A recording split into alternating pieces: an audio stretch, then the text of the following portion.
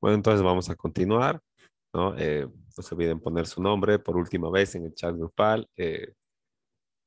Hasta mientras vamos a esperar un minutito, como siempre, a que se nos conecten los demás compañeros y continuamos con, con este tema, ¿no? Y la misma hermenéutica de la anterior clase, ¿no? Si terminamos, entonces nos damos un tiempito para proseguir con la elaboración de nuestro trabajo final. Entonces, un minutito y comenzamos.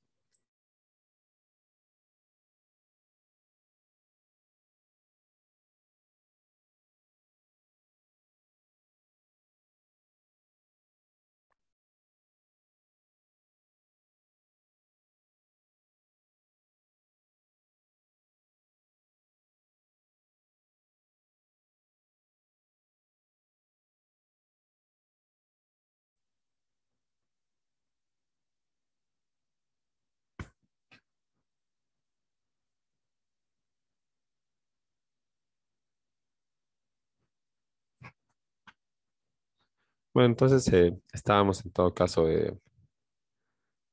revisando esto, ¿verdad? Lo que es la deontología jurídica y cómo en el caso concreto de los códigos deontológicos o de las normas, ¿verdad? Que, que establecen los parámetros de ética del ejercicio profesional. En el rubro de la abogacía tenemos a la ley 387, ¿no? De 9 de junio del 2013, que se denomina ley de ejercicio de la abogacía y tiene por finalidad, ¿verdad? Reglamentar la práctica profesional del ejercicio de los abogados, ¿no? Para que, bueno, sobre todo para que no se cometan infracciones en contra de la ética en el ejercicio de la profesión, ¿no? Y es así que, revisando de manera, digamos, muy superficial, podemos ver que en su artículo 4 establece algunos principios, ¿verdad?, que hacen presumir el carácter ético al que apunta esta ley al regular el ejercicio de la profesión, ¿verdad? El,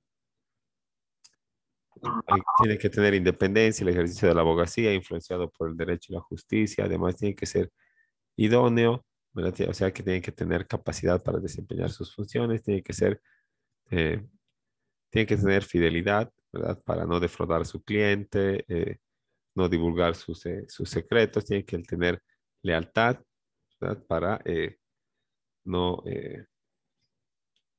no crear falsas expectativas ni magnificar las dificultades, ¿no? No hay que exagerar ni a un lado ni a otro. No hay que asegurar eh, un resultado, ni tampoco hay que innecesariamente complicar más de lo debido a la figura que nos están exponiendo, ¿no? También tiene que actuar con libertad, con libertad de defensa, hay confidencialidad y también dignidad. Entonces, si vamos revisando, ¿verdad? Tiene algunos derechos y deberes eh, el abogado, ¿no? En cuanto al ejercicio de su profesión, ¿no? En cuanto a los derechos, está ejercer la profesión con conformidad al ordenamiento y las leyes, percibir los honorarios, no ser perseguidos, la inviolabilidad de su oficina, ofertar servicios como especialistas, ¿no? Entre los más importantes, ¿no? Entonces, en ese aspecto, ¿verdad? Cuando ustedes se vayan algunos a poner su oficina, no, no hagan un letrero o un banner que diga si tienen procesos penales, civiles, laborales, familiares, administrativos, eh, tributarios, mineros, trámites en general, alcaldía, derechos reales, gobernación, policía, DIPROVE, tránsito, ¿verdad? Porque eso no es nada idóneo, ¿verdad? ¿Quién va a ser pues tan todólogo, ¿verdad? Y lo único que vamos a hacer, si vamos a intentar abarcar tantas áreas, va a ser defraudar a nuestros clientes, ¿no? Hacerles perder tiempo y dinero, por lo que es mucho más ético ofertar los servicios que en realidad, en los que en realidad somos expertos, entre comillas, ¿no? Algunos son buenos tramitando, algunos son buenos en reclamaciones administrativas, otros en penal, otros en laboral, ¿no? Todo pasa por la capacitación y por la experiencia en el plano laboral, ¿no? Entonces, esos entre otros derechos que están aquí descritos y también están los deberes de de los abogados, ¿no? Como registrarse o matricularse, sujetarse al procedimiento por infracciones, defender con lealtad los intereses de su patrocinado, denunciar los actos contrarios al ordenamiento jurídico, facilitar o promover la conciliación u otros medios alternativos de solución de conflictos, ¿no? ¿Han visto la propaganda de la conciliación? Constantemente un señor que está ahí dice, no se necesita la presencia de abogados.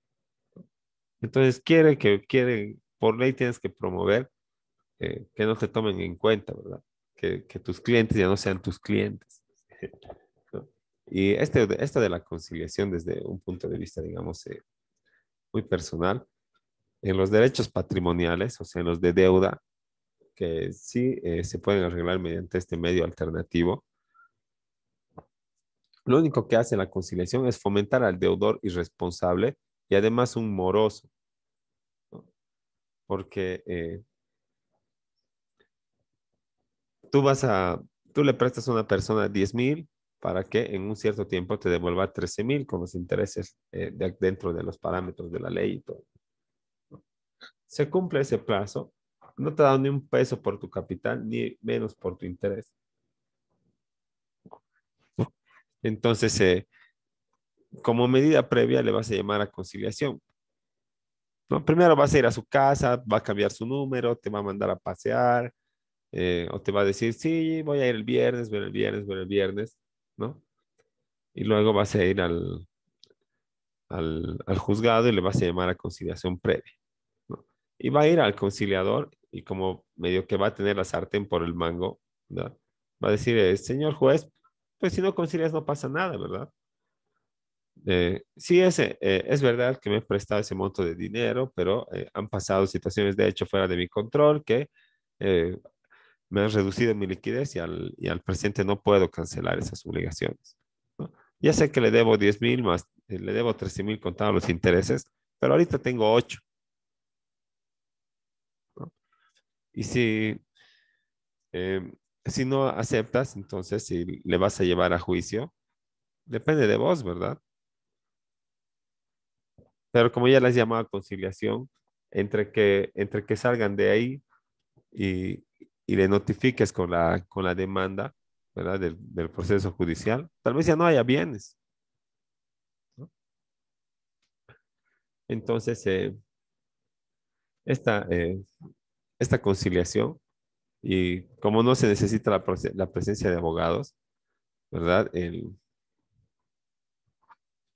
materia, por lo menos, de deudas, ¿no? No debería aplicarse, ¿no? Porque obviamente si has ido al juzgado, se supone que has hecho todo lo posible para que no, antes de ir al juzgado, para que te pague y no te ha pagado, ¿no?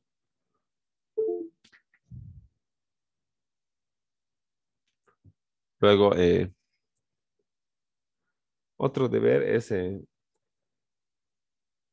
guardar respeto con la persona patrocinada, informar sobre los asuntos de su interés, el avance de la causa, también hacerle conocer su situación jurídica, ¿verdad? También tienes que hacerle conocer si el abogado de la contraparte es tu amigo o el demandado para abstenerte de patrocinarle.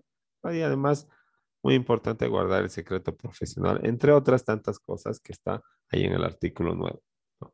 Entonces, obviamente, si incumples estas obligaciones, tienes que tener alguna sanción, ¿verdad? Porque esto ya es una ley, no es nada del plano interno, ¿no? Entonces, ahí está el arancel, la matriculación, todo lo que regula, ¿no? Y aquí están las infracciones. Y como pueden ustedes apreciar, se llaman infracciones a la ética. Pero como también han logrado ver, No existe un artículo que nos diga qué es la ética profesional o qué es la ética aplicada al ejercicio de las labores de los juristas en ninguna parte de la ley, ¿no? Pero se interpreta y como pueden ver, en negritas y mayúscula dice infracciones a la ética y sus sanciones, ¿no? Entonces ahí están una serie de sanción eh, de infracciones y las sanciones que conllevan, ¿no? Por la comisión de cada una de ellas.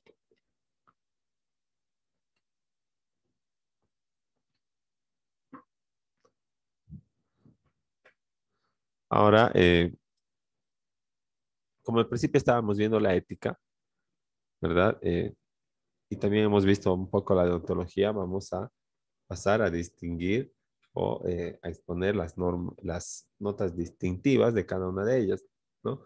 La ética está orientado a lo bueno, ¿verdad? Al deber ser. Y la deontología está orientada al, al deber, pero al deber hacer, ¿no?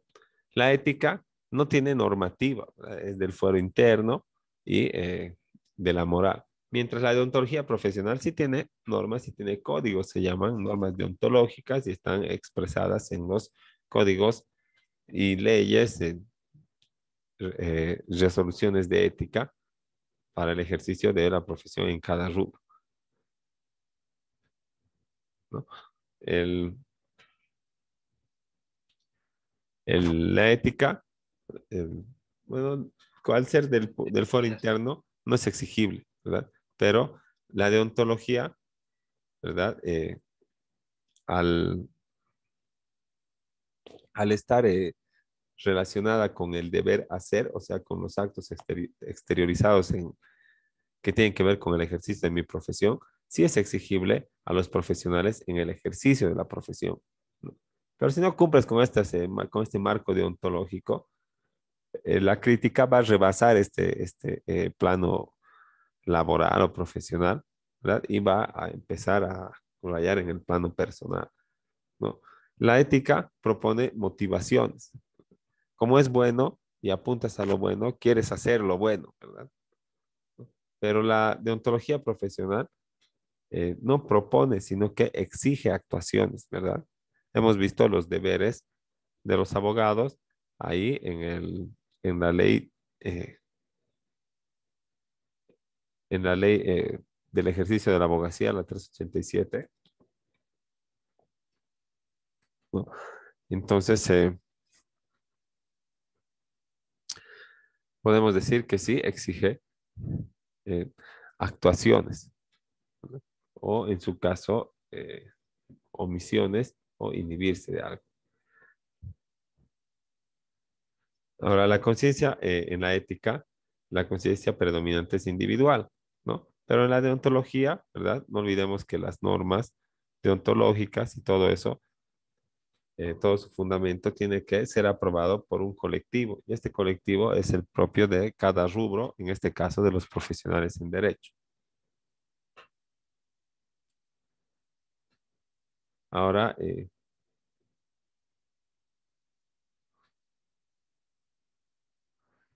vamos a revisar, ¿no? Un poquito para determinar los principios deontológicos de la abogacía como profesión, ¿no? Entonces, la deontología también tiene sus principios y se inspira en estos que son generales y que permiten identificar la línea de acción y, eh, y realizar un todo, ¿no? Con estos principios que tienen que ver con el ejercicio de la profesión del abogado, ¿no? Y que están, digamos, enumerados como la justicia y también está la probidad y y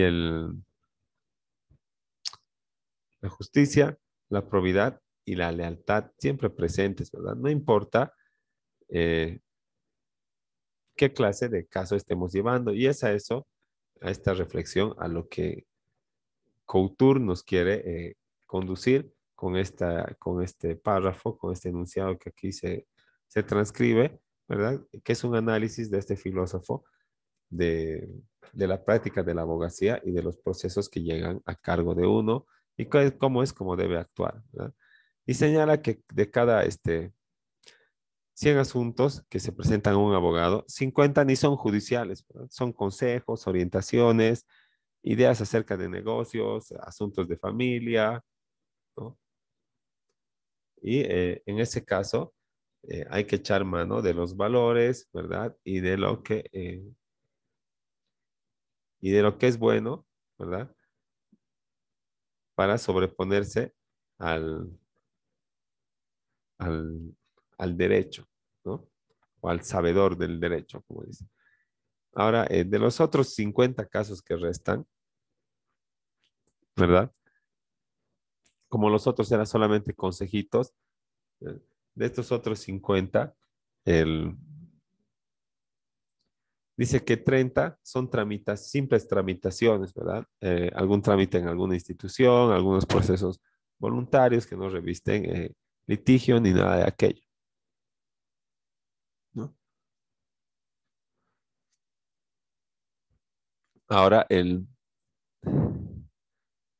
cuando estamos haciendo estos procesos voluntarios y diligencias, ya no estamos actuando como abogados, sino estamos actuando como gestores, como tramitadores, ¿verdad? En ese caso tendríamos que considerar que el, el despacho del abogado se vuelve en una oficina de trámites nada más. Pero está todo bien, ¿verdad?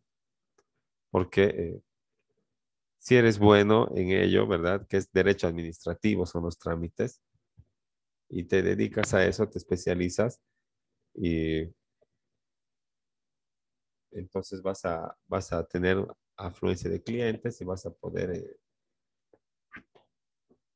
eh, sustentarte, ¿no? Desde esta, desde esta faceta de la práctica de los juristas. Pero dejando de lado estos casos, ¿verdad? Todavía nos quedan 20 casos y de estos 20, el 15 dice que tienen cierta dificultad, pero para aquel que es dedicado, que utiliza su inteligencia, ¿no? Que en el estudio no también ha- ha- digamos, prestado atención y obtenido los conocimientos pertinentes, ¿verdad? Va a poder sobrellevar este tipo de consultas, de dudas que se ponga a su conocimiento, ¿no? Pero dice que en los restantes 5 casos, ¿verdad? O sea, en el 5% de los casos que conoce un abogado, eh, ahí recién se manifiesta el jurista como un profesional del derecho. Entonces, se trata de grandes casos que tienen que ver con la aplicación de las normas y todo el ejercicio de la profesión, pero no son grandes solamente porque tengan un contenido económico alto, ¿verdad? Sino por la magnitud del esfuerzo que demanda de parte del profesional para superar, ¿verdad? Que en casos aparentemente perdidos, ¿no? Se identifica alguna falencia, alguna, alguna grieta, algún hilito de donde agarrarse, ¿verdad? Y acaba sacando a flote el caso siempre apoyado en la legalidad y además en la legitimidad de sus actuados, ¿no? Entonces, así, ¿no? Intenta Couture mostrarnos las facetas que enfrenta hoy en día el abogado y que tiene que siempre actuar en cada una de ellas o resolver cada uno de estos casos, ¿no? Con justicia, con ética, con moral. ¿No? Como les decía, eh, ¿Qué pasa si le digo, uy, no, señor, está grave, sí, esto hay que hacer notificar, hay que sacar edictos, hay que tratar, hay que ir a una certificación, hay que dejar para la comisión instruida, todo lo demás? ¿No? Y en realidad no pasa nada. ¿No? Lo único que, tal vez lo máximo que he hecho es hacerme dar la comisión instruida, ¿no? 20 pesos o algo así. ¿No? Entonces, tenemos que nomás actuar en aplicación de los principios, ¿verdad? De la justicia y de manera deontológica cuando se hable de nuestra, eh, de, del cumplimiento de las funciones que demanda nuestra profesión.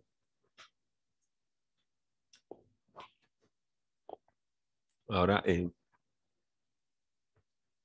también existe, ¿no? Después de, al lado de todo este ideal de justicia, de ser probo, del- de las explicaciones de la deontología, ¿verdad? Siempre va a haber en todos los rubros el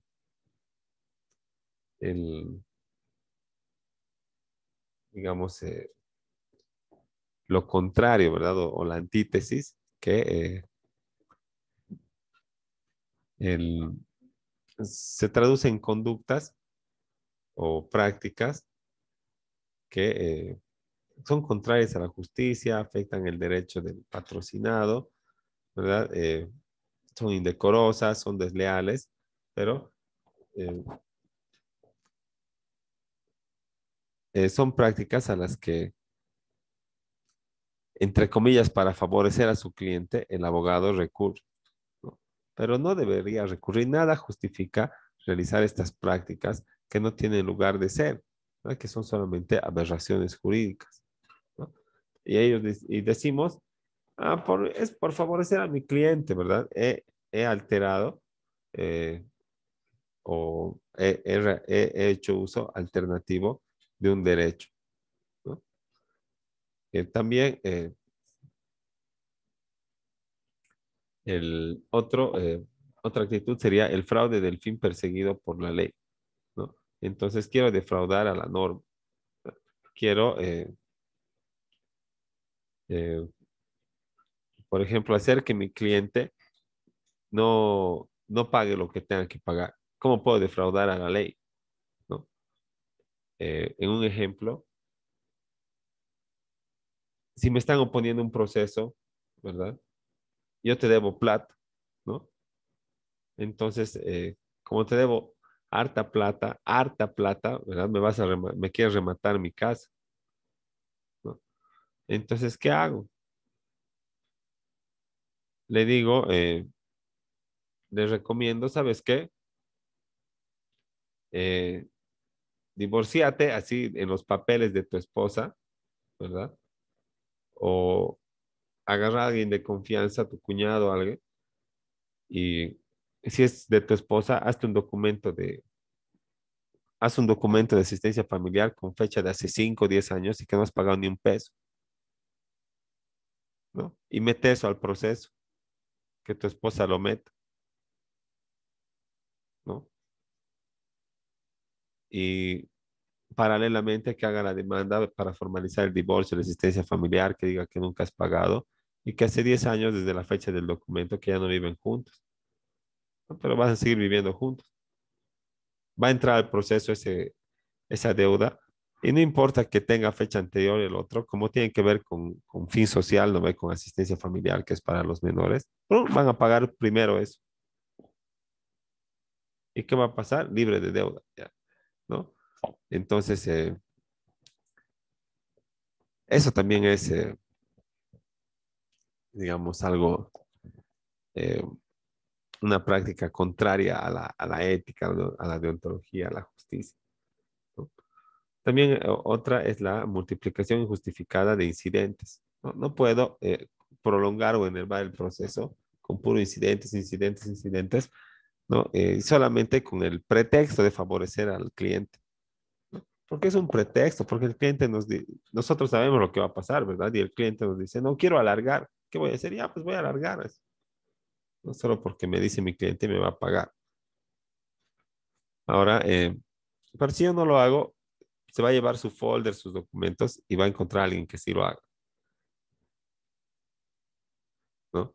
Entonces, también está entre estas prácticas contrarias a la moral cualquier otra desviación del proceso hacia la obtención de fines ilícitos. Todo fin tiene que ser siempre lícito en el ejercicio de las profesiones, ¿no? Ya habíamos visto además lo que establece la ley del ejercicio de la abogacía, ¿verdad? En los principios, la inhabilitación y la finalidad como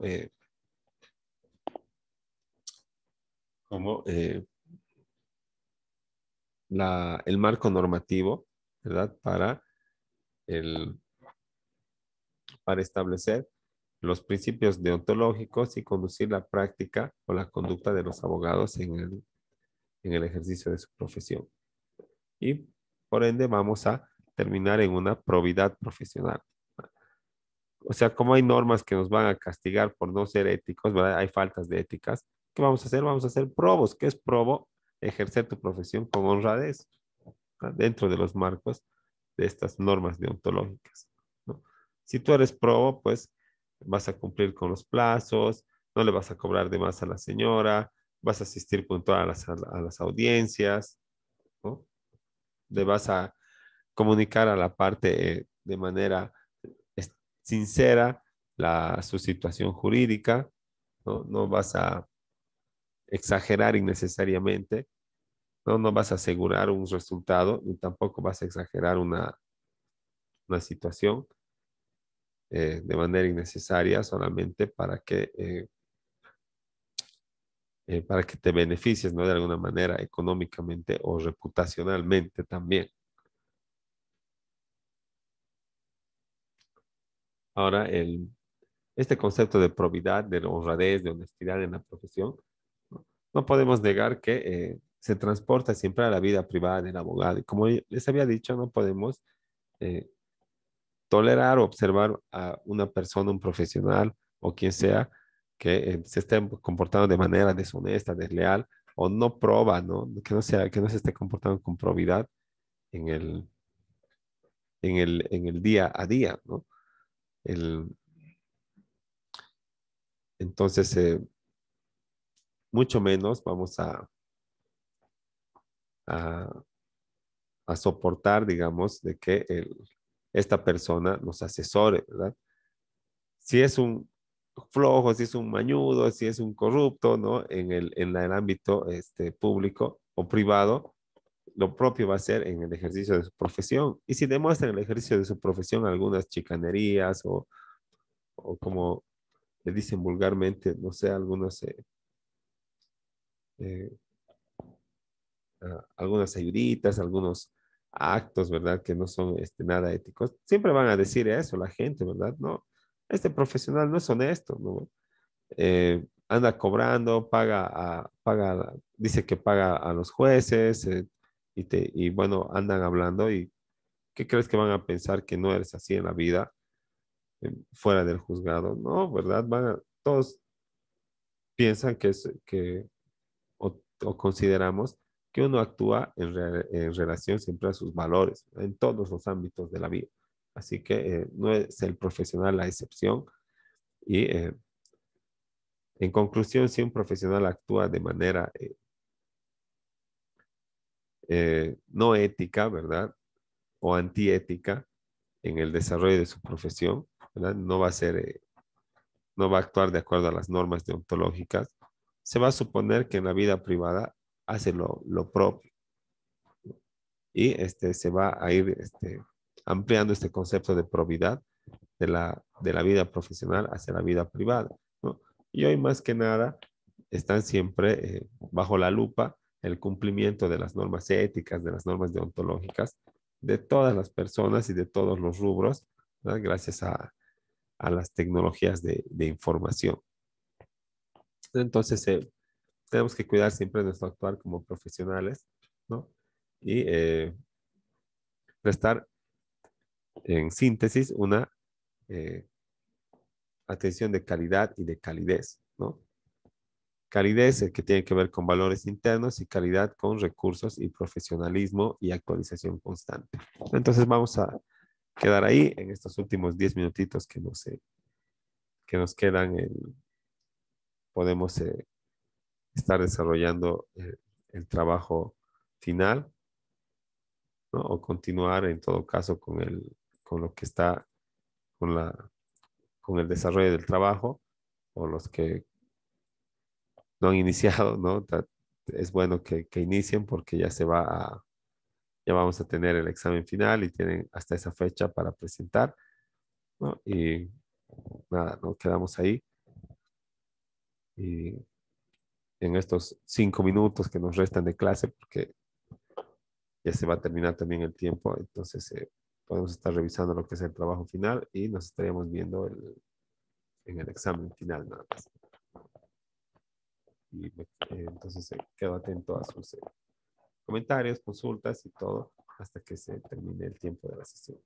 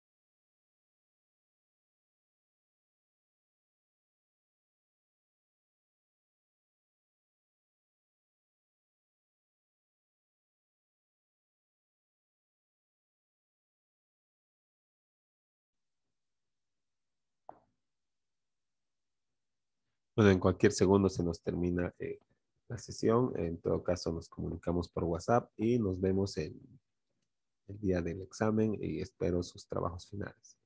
Hasta luego.